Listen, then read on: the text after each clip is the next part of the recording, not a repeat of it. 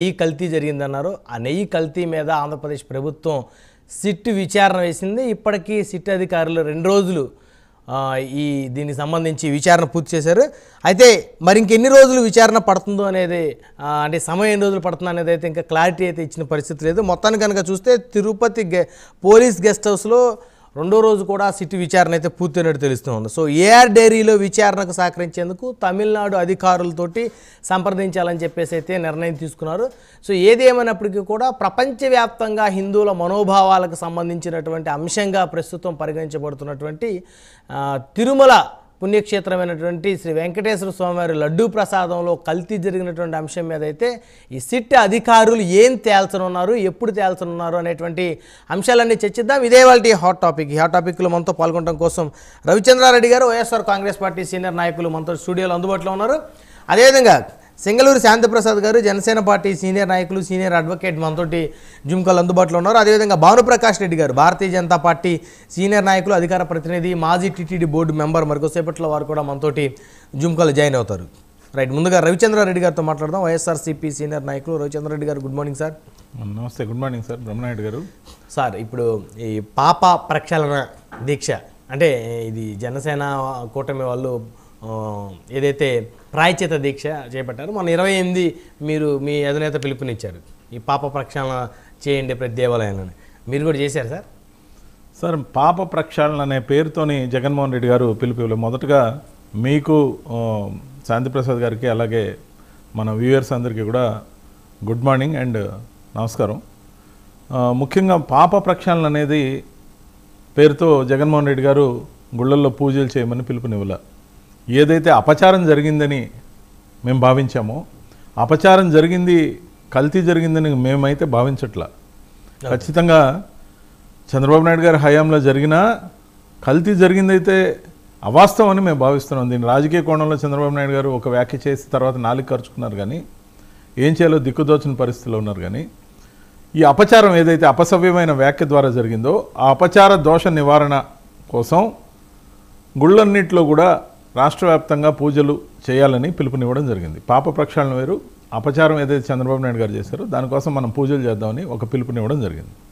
So అందరం గుళ్ళకి వెళ్ళాం, దాంట్లో ఏమీ రెండో మాట లేదు. మా నాయకుడు చెప్తే ఖచ్చితంగా మేము చేస్తాము. దానితో పాటు స్వతహాగా భక్తులం శనివారం అందులో గుడికి వెళ్ళడం అలవాటు, ముఖ్యంగా వీలైన ఎక్కువసార్లు గుడికి వెళ్ళడం అలవాటు కాబట్టి సో ఖచ్చితంగా బాగా గట్టిగా అపచారంకి సంబంధించి కూడా మేము దేవుణ్ణి కోరుకోవడం జరిగింది. ఎవరైతే తప్పు చేశారో, ఎవరైతే సాక్షాత్తు శ్రీ వెంకటేశ్వర స్వామికి ద్రోహం చేశారో, ఆయన అత్యంత ఇష్టంగా స్వీకరించే ప్రసాదమైన లడ్డూ విషయంలో అబద్ధం చెప్పారో, వాళ్ళు ఖచ్చితంగా తగు రీతిలో శిక్ష పడాలని మేము కోరుకున్నాం. అది ఎవరైనా, ఏ పార్టీ అయినా, ఎవరైనా, ఇర్రెస్పెక్టివ్ ఎనీబడి. ఎందుకంటే దేవుణ్ణి టచ్ చేసి దేవుడు తీసుకునే ప్రసాదం శ్రీవారి లడ్డు అంటే దానికి ఒక మహిమ ఉందని భావించి అత్యంత పవిత్రం కళ్ళకద్దుకొని తింటాం.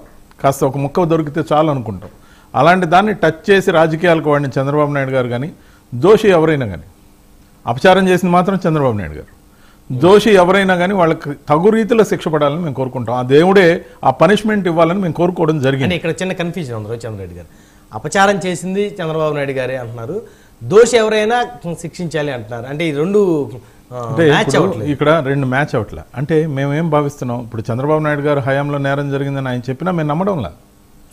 అసలు కల్తీ జరగలేదని మేము భావిస్తున్నాం ఇప్పటి వరకు.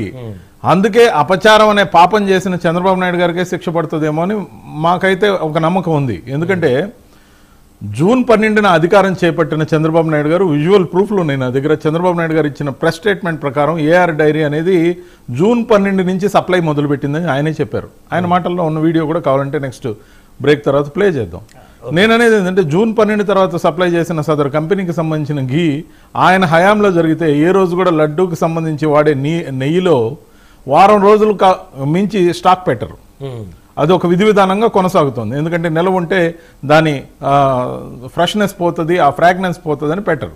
ఇది తిరుమలలో అనాదిగా పాటిస్తున్న అంశం. సో జూన్ 12న అధికారం చేపట్టిన చంద్రబాబు నాయుడు గారు ఆయన వ్యాఖ్యల ప్రకారం జూన్ 12 నుంచే ఏఆర్ డైరీ సప్లై చేసి ఉంది కాబట్టి ఖచ్చితంగా ఆ శాంపిల్ జూలై 12న సేకరించి జూలై 17న ల్యాబ్కు పంపిస్తే, జూలై 23న టెస్ట్ రిపోర్ట్ వస్తే ఆ టెస్ట్ రిపోర్ట్ను పట్టుకొని మీరు సెప్టెంబర్ 20న దాని గురించి వివాదాస్పదమైన వ్యాఖ్య చేస్తే ఎంటైర్ ఎపిసోడ్లో పాపం లేదా డైవర్షన్ పాలిటిక్స్ అనే డర్టీ పాలిటిక్స్కి తెరదీసింది చంద్రబాబు నాయుడు గారని ఎటువంటి సందేహం లేకుండా ఈరోజు దేశం అంతా కూడా ప్రపంచం అంతా కూడా తెలుసుకుంటున్నారు. నిజం నిద్ర లేచేలోగా అబద్ధం దేశాలు దాటింది. ఖచ్చితంగా కూడా ఈ అపచారానికి కారణం చంద్రబాబు నాయుడు గారని. అంటే ఇప్పుడు జూన్ 12 నుంచి సప్లై అయింది అంటున్నారు సార్ ఏఆర్డీ. మరి దీనికి పర్మిషన్స్ ఇచ్చింది ఎవరు సార్? ఒక్కటి పర్మిషన్ అనేది ఒక టెండర్ ప్రాసెస్. ఎవరి హయాంలో జరిగిన ఇట్స్ ఏ రొటీన్ ప్రాసెస్. అది ఏఆర్ డైరీ కాకపోతే రేపు హెరిటేజ్కి ఇచ్చేమనండి బ్లాక్ లిస్ట్ చేసి. We're not going to object. We're not going to object. మేము దాన్ని కాదండి, టెండర్ లో మేము నామినేటెడ్ టర్న్ కి బేస్ మీద ఇవ్వమన్నట్ల హెరిటేజ్ కి. హెరిటేజ్ అమూల్ రావచ్చు, అమూల్తో నందిని రావచ్చు, లేకపోతే పోటీ పడవచ్చు. ఖచ్చితంగా టెండర్ లో మీరు మంచి ప్యూర్ కి సరైన రేటుకి ఇస్తానంటే మీరు టెండర్కి వెళ్ళవచ్చు. మేమేమి అబ్జెక్ట్ చేస్తామా?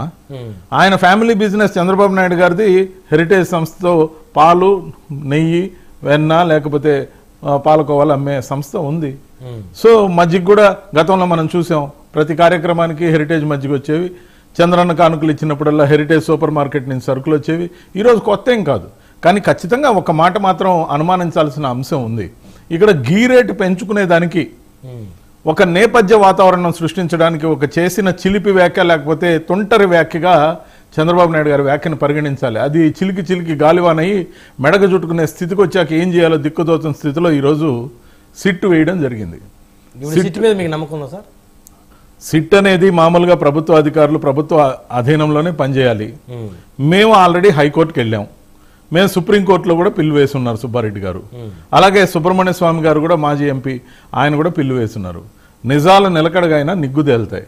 కానీ ఖచ్చితంగా పాపం చేసిన వాళ్ళకి పాప పరిహారం కాదు, కానీ పనిష్మెంట్ ఖచ్చితంగా ఉంటుంది. దేవుడి నుంచి ఉంటుంది, ప్రజల నుంచి ఉంటుంది. ఎందుకంటే 150 కోట్ల మంది హిందువులు ప్రపంచవ్యాప్తంగా ఉన్న వారి మనోభావాలను ఏదైతే టచ్ చేశారో వాళ్ళు అత్యంత పవిత్రంగా స్వీకరించే ఆ స్వామివారి ప్రసాదాన్ని అవహేళన చేశారో ఖచ్చితంగా దానికి తగ్గ పనిష్మెంట్ని ఎదుర్కొంటారు. అనకూడని మాటలండి. జంతు కొవ్వు ఏంటండి, పంది కొవ్వు ఏంటండి, ముఖ్యంగా చేప నూనె ఏంటండి, ఇలాంటి వాటిని ఏదైతే కోట్ చేశారో ఆ కోట్ చేసేదానికి ముందు శ్యామలరావు గారు 2 ట్యాంకర్లు ఒకసారి వెజిటబుల్ ఫ్యాట్ అంటే వనస్పతి ఏదైనా కొద్ది కల్తీ ఉందని మాకు అనుమానం వస్తే వాటిని వాడకుండా తిప్పి పంపామని సదరు ఈఓ గారి కార్యక్రమం ఏదైతే రోజువారీగా జరుగుతుందో ఆయనే దానికి పర్యవేక్షకుడు. ఆయన స్వయంగా కేటగారికల్ గా స్టేట్మెంట్ ఇచ్చిన తర్వాత ఈ విధమైన దుర్మార్గమైన వ్యాఖ్య చేయడానికి ముఖ్యమంత్రి స్థాయిలో ఉండి అన్యాయం కదా, తప్పు కదా. అంటే ఎన్డీడీబీ రిపోర్ట్ కూడా నమ్మరా మీరు? ఎన్డీడీబీ రిపోర్టు ఖచ్చితంగా కొంత ప్రామాణికత కలిగిన రిపోర్ట్. ఒక ప్రామాణిక సంస్థ ఇచ్చిన రిపోర్ట్ని నమ్మకంలోకి తీసుకుందాం అనుకునే అప్పుడు ఖచ్చితంగా కొన్ని అనుమానాలు వస్తాయి. ఏమండి, ఎన్డీడీబీ రిపోర్ట్లో ఫస్ట్ కాలంలో శాంపిల్ దగ్గర గీ అని రాశారు, ఫర్దర్ డిస్క్రిప్షన్ దగ్గర కౌ గీ అని రాశారు. డేట్ ఆఫ్ శాంపిల్ 17th వాళ్ళకి జూలై వచ్చినట్టు, 23rd July 2024లో వాళ్ళు రిజల్ట్ ఇచ్చినట్టు చెప్పారు. కానీ దాని కింద మీరు గమనిస్తే బ్రహ్మనాయుడు గారు మ్యానుఫ్యాక్చరింగ్ డేట్ లేదు, ముఖ్యంగా బ్యాచ్ నంబర్ లేదు, ఎక్స్పైరీ డేట్ లేదు, ఫర్దర్ డిస్క్రిప్షన్ లేదు. ఎటువంటి డిస్క్రిప్షన్ లేని ఒక శాంపిల్ ని తీసుకెళ్లి అన్నిటికన్నా ముఖ్యంగా మీరెవరికైతే సంబంధించిన గీ సదర్ కంపెనీది పంపించారో గీ దగ్గర బ్రాకెట్ లో ఏఆర్ డైరీ సప్లయర్ అని రాయాలి. ఎందుకు రాయాలా? అంటే గీ ఎవరిది పంపించారు? మీరేమన్నా హెరిటేజ్ పంపించారా, లేకపోతే ఇచ్చిన శాంపిల్ ని కల్తీ చేసి పంపించారా? ఇలాంటి అనుమానాలు వస్తాయి కదా. ఇప్పుడు ఫర్ సపోజ్ ఒక ఎగ్జాంపుల్ తీసుకుందాం. ఒక మనిషి హాస్పిటల్కి వెళ్ళాడు. హాస్పిటల్కి వెళ్ళినాక డాక్టర్ టెస్టులకు రాశాడు. ఆ ప్రామాణికత కలిగిన హాస్పిటల్ టెస్టులు మాత్రమే చేస్తుంది, కానీ ఆ పర్సన్ దగ్గర బ్లడ్ కలెక్ట్ చేసినప్పుడు శాంపిల్ దగ్గర బ్లడ్ అని రాసి కింద డిస్క్రిప్షన్ లో హ్యూమన్ బ్లడ్ అని రాస్తే దానికి ఒక కోడ్ నేమో లేకపోతే కోడ్ నంబరో బ్యాచ్ నంబరో లేకపోతే కలెక్టెడ్ టైమ్ అండ్ డేటో ఏది లేకుండా బ్లడ్ హ్యూమన్ బ్లడ్ అని శాంపిల్స్ కి పోతే దాంట్లో ఏదైనా రోగాలు ఉంటే ఏ మనిషికి అట్రిబ్యూట్ చేస్తారు? అదే విధంగా ఏ డైరీ శాంపిల్ పంపించారు? గీ అని రాశారు, కౌ గీ అని రాశారు, బ్యాచ్ నెంబర్ ఏది, సప్లయర్ ఎవరు, మ్యానుఫ్యాక్చరింగ్ డేట్ ఏది, అన్ని దగ్గర కాలమ్స్ లో ఎన్ఏ వాట్ ఈజ్ ఎన్ఏ? అసలు ఇన్ఫర్మేషనే నాట్ ప్రొవైడెడ్ ప్రాపర్లీ అనేది అనుమానం. కాబట్టి దీంట్లో ఇంకొక అనుమానం ఏంటంటే ఇంటెన్షనల్ గా ఏమన్నా వీళ్లే మలైన్ చేసిన శాంపిల్ పంపించారా? లేకపోతే జంతు కొవ్వు చేప నూనె ఎలా వస్తుంది? ఈఓ గారేమో వెజిటబుల్ ఫ్యాట్, ఏదైతే వనస్పతి అంటారు దీన్ని, స్పష్టంగా ఇచ్చిన స్టేట్మెంట్లు ఏవైతే ఉన్నాయో, ఓ రోజు గ్యాప్ తర్వాత ఆయన్ని తాడేపల్లికి పిలిపించి ఆయన ఇచ్చిన స్టేట్మెంట్ని ఆల్టర్ చేసే విధంగా ఆయన మీద ఒత్తిడి తెచ్చిన చంద్రబాబు నాయుడు గారి పాపం చాలా పెద్దది. శ్యామలరావు గారు చాలా నిజాయితీగా ఉంటారని మాకు తెలుసు. ఆయన నియమించింది చంద్రబాబు నాయుడు గారు అయినప్పటికీ ఆయన ట్రాక్ రికార్డు చూస్తే చాలా నిజాయితీ పరుడని తెలిసింది. దాంతోపాటు ముఖ్యంగా భక్తి ప్రపత్తులు కలిగిన వ్యక్తి అని తెలిసింది. రాజకీయాలకు అతీతంగా చదువుకున్న విద్యకు న్యాయంగా ఆయన పనిచేసిన పూర్వాశ్రమంలో చేసిన కార్యక్రమాలన్నీ కూడా అద్భుతంగా ఉన్నాయని తెలిసింది. So we are not going to blame EO Shyamalarao గారు. ఎంటైర్ విషయాన్ని పాలిటిక్స్ కోసం చంద్రబాబు నాయుడు గారు చేసిన అబద్ధం. మరో కోణం, నెయ్యి రేట్ పెంచిన తర్వాత తన ఫ్యామిలీ బిజినెస్ అయిన హెరిటేజ్ ని టర్నకీ బేసిస్ లో ఫ్రంట్ డోర్ లో సప్లై చేయాలనుకున్నాడు, లేదా నందిని లాంటి సంస్థలకు ఇచ్చి బ్యాక్ డోర్ లో ఒక సబ్ కాంట్రాక్టర్ లాగా నందినికి సప్లై చేసి మాక్సిమం మార్జిన్ తీసుకుందాం అనుకున్నాడు. అలా వ్యాపారం చేసుకోవాలంటే ఎన్నో అవకాశాలు ఉన్నాయి కదా. 100% గీతోనే వాళ్ళ ఫ్యామిలీ బిజినెస్ అండి, వాళ్ళ ఫ్యామిలీ బిజినెస్ హెరిటేజ్ అండి. కాబట్టి అనుమానాలు వస్తాయా రావా? అక్కడే చిత్తూరు జిల్లాలోనే డైరీ ఉంది. కోతవేడు దూరంలో ఉన్నప్పుడు కర్ణాటక నుంచి ట్రాన్స్పోర్టేషన్ ఖర్చులు మిగలవా? లేకపోతే వాళ్ళ పేరు మీద టెండర్ వేసుకుని వేరే వాళ్ళు సబ్ కాంట్రాక్ట్ చేసినట్టు చేయరా? సప్లయర్స్ అనే వాళ్ళు అనేక మంది కోఆర్డినేట్ చేయరా? ఖచ్చితంగా కూడా ఇన్ని అనుమానాలు వస్తున్నప్పుడు ఇది గీ బిజినెస్ మ్యాటర్ కోసం చంద్రబాబు నాయుడు గారు చేసిన వ్యాఖ్య మెడకు చుట్టుకుంది. 150 కోట్ల హిందువుల మనోభావాలు తీసిన చంద్రబాబు నాయుడు గారు ఖచ్చితంగా దీని విషయంలో పదవి కోల్పోతారని నాకైతే పరిపూర్ణమైన నమ్మకం ఉంది. రైట్, మళ్ళీ వస్తాం సార్. మనతోటి భానుప్రకాష్